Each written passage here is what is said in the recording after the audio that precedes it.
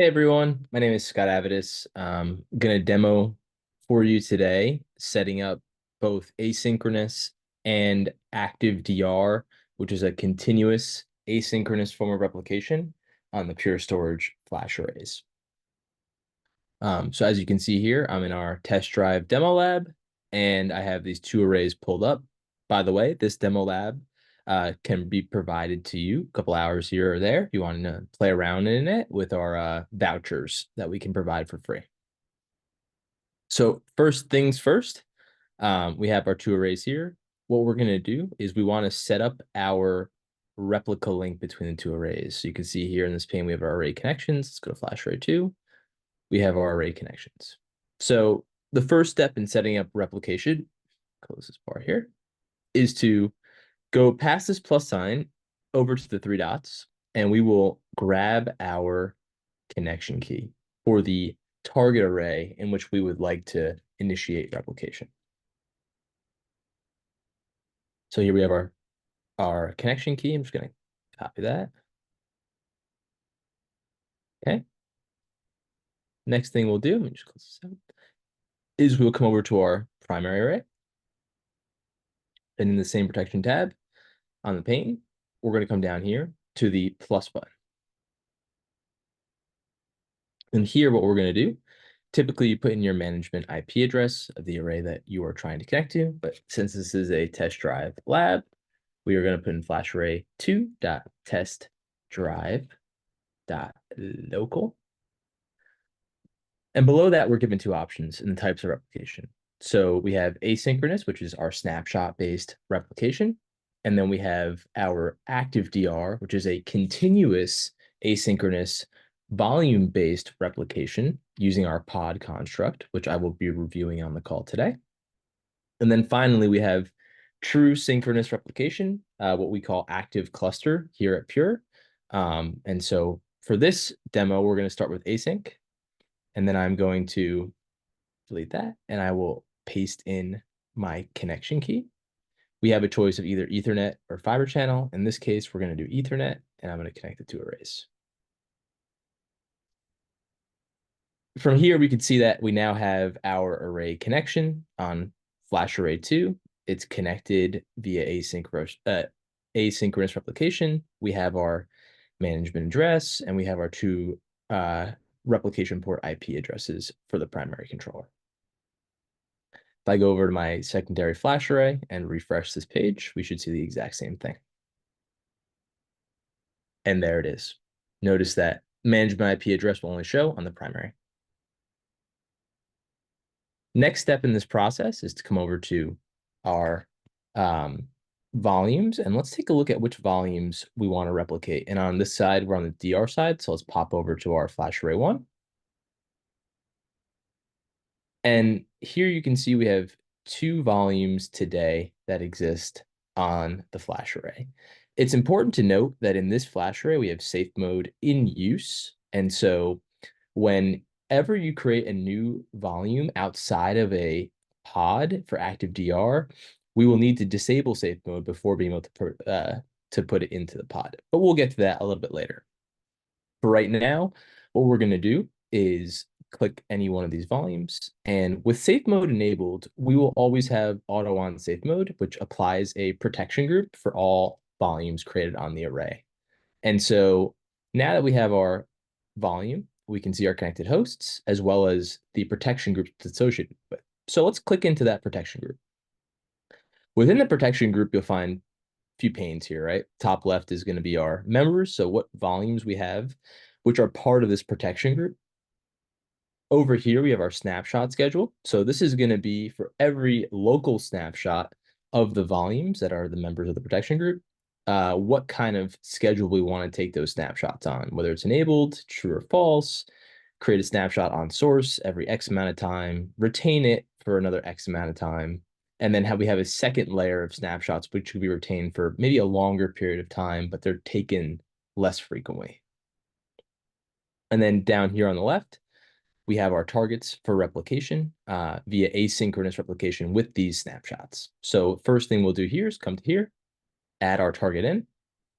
And in this case, since we've added the replica link for our FlashArray 2, we can select that flash array.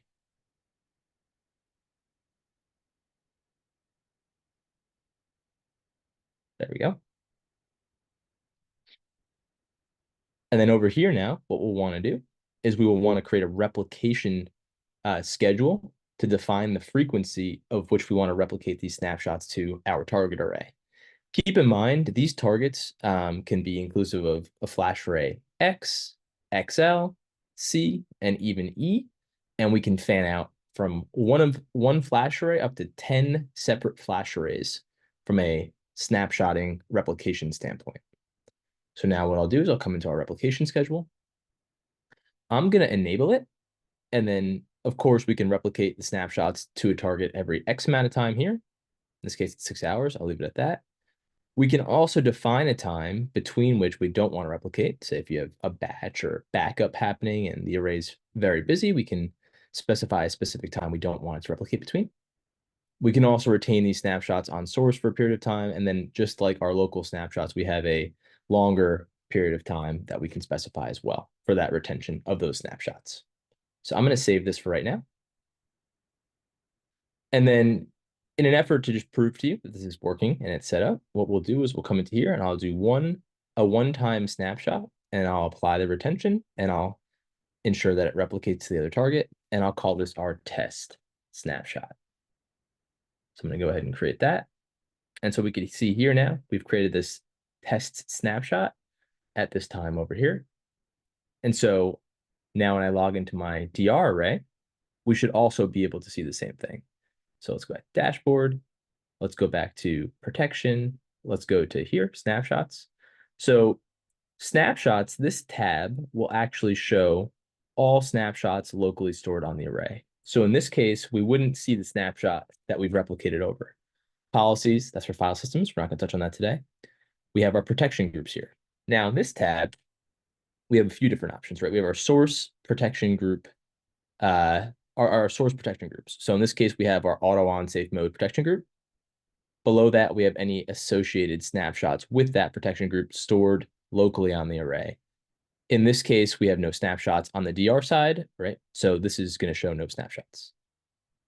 Down here, we have our target protection groups. So these are all the protection groups that this array is associated with that are initiated by a separate array. So in this case, we have the one protection group on our primary array, and we have our snapshots. It looks like one's already actually been sent based on the replication frequency already. And then we have our test snapshot. So from here, what we can do with the snapshot is I can click into it, and I can see here I have my Linux volume snapshots for the test that I created. So what I can do is I can copy this snapshot into a new volume. We'll call this test async vol.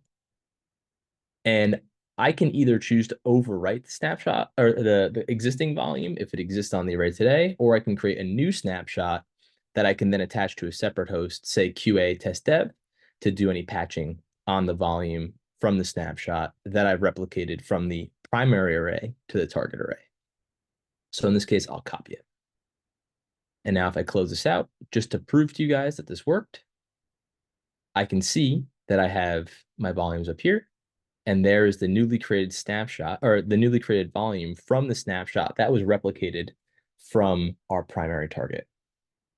And from here, I can add that to any host in the environment. And now, once I rescan my storage on that host, that volume with all the contents will be there for you to utilize.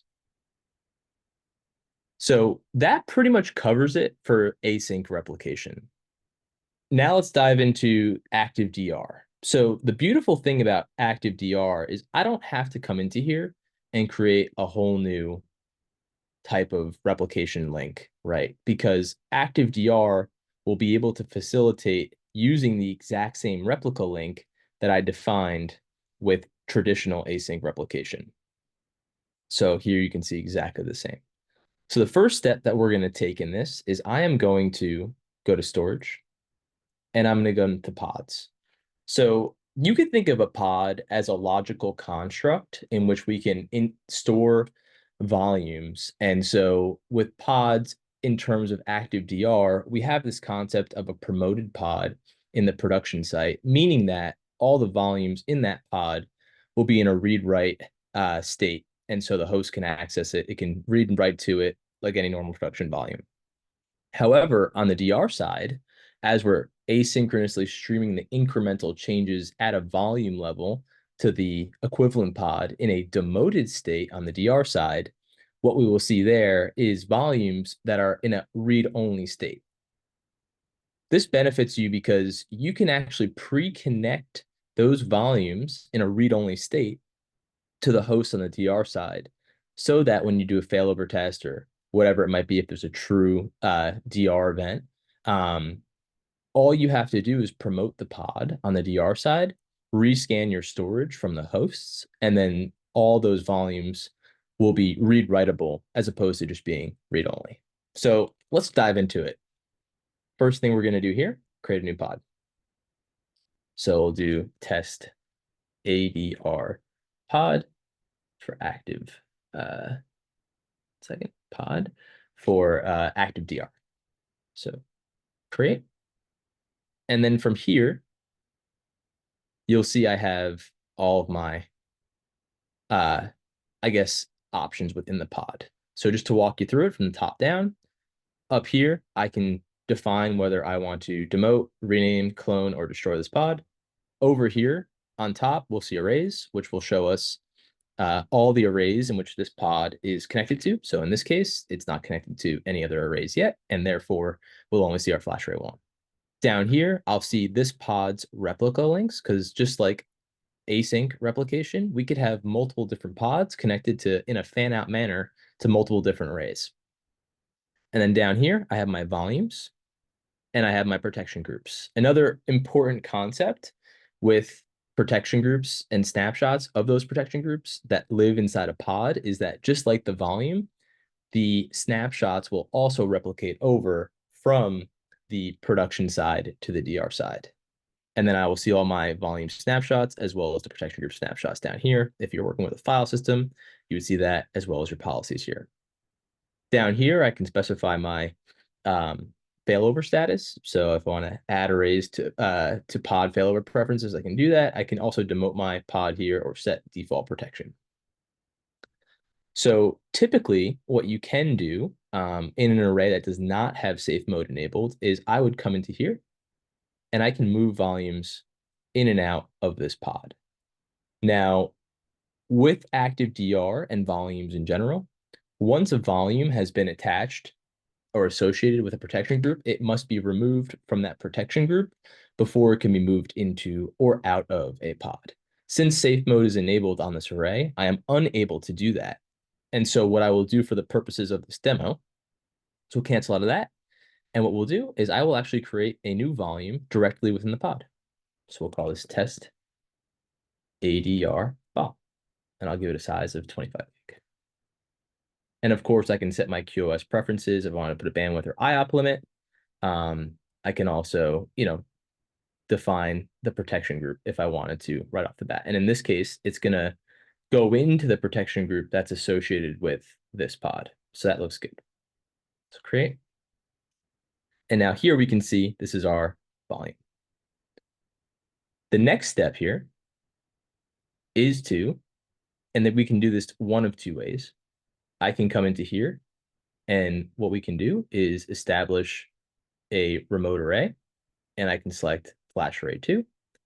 And then I can either, if I already have a pod created on the other array, select that pod from the dropdown and add that as my demoted pod replica target, or I can, in this case, create a remote pod. So we'll call it test ADR pod DR. Okay. So there's my DR pod. Create. Listen, pod has one or more protection groups that contain hosts, host groups, or targets.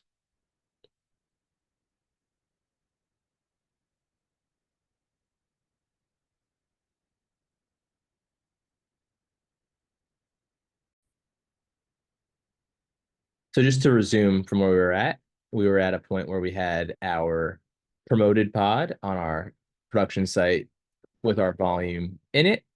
And then we have our protection group with all the snapshots that are going off on that volume there. So when we try to create a connection for this pod, it's important to keep something in mind, right? And so it's going to ask us for a selected pod on FlashArray 2.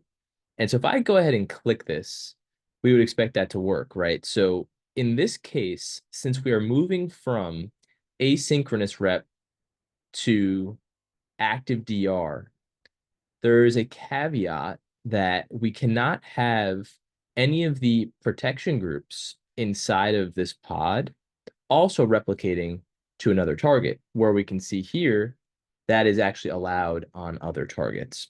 So if I come into here, typically the way to fix that would be to simply come into here and remove our connection, or to come into here to disable our replication schedule.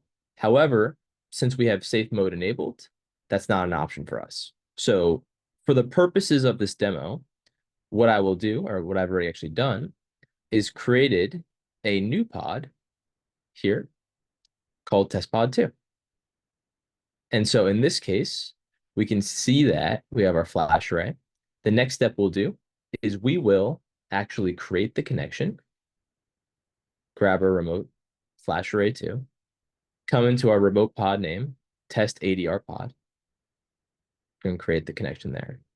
And now we can see what's actually going on, right? We have our baselining status going on, and in a couple seconds, we'll get a recovery point with the lag time between the two sites.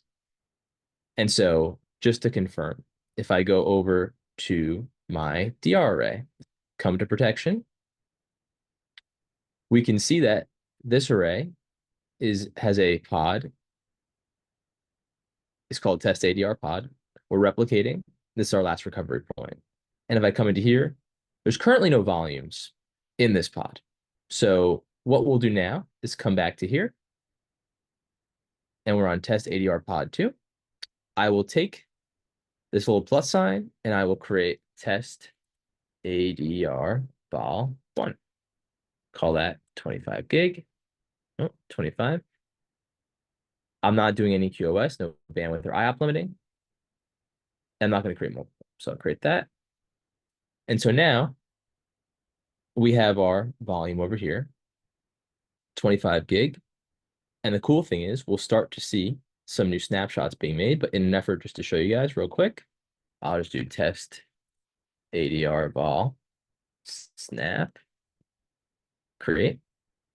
And so we can see here, we have our protection group snapshots, and then all the underlying volume snapshots associated with that. And we can see that our last recovery point was 2053, about a minute ago. If I were to refresh this, likely that'd be even sooner. And there you go, 2054. Now, if I come into FlashArray 2 and I refresh this screen with our test ADR vol, and this might take a second just because it's the first time. Let's come back to here.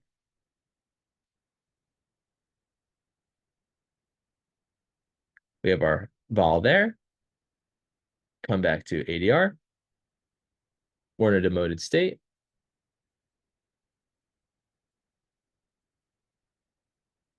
Maybe give it another refresh there.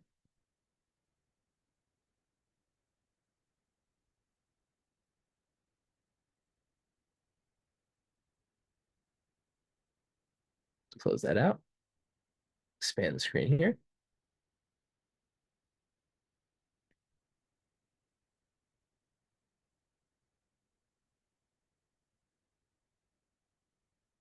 Just give it a second. Sometimes it takes a little bit to show up.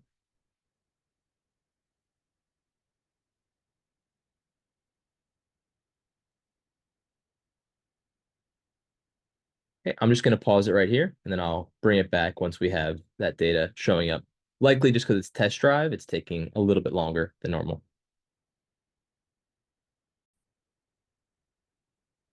All right, so we're back. I had to give it a second because it's a test drive lab to catch up. But what I did in that meantime was I also created another volume as well as some more snapshots for that.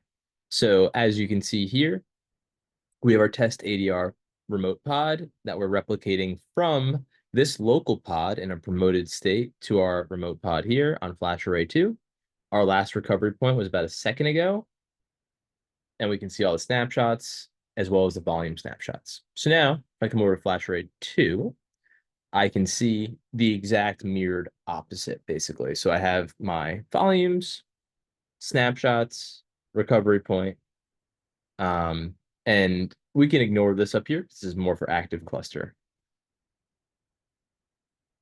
So, and that pretty much wraps it up. Please let me know if you have any questions and be happy to talk offline. So thank you very much, and I'm going to kill the recording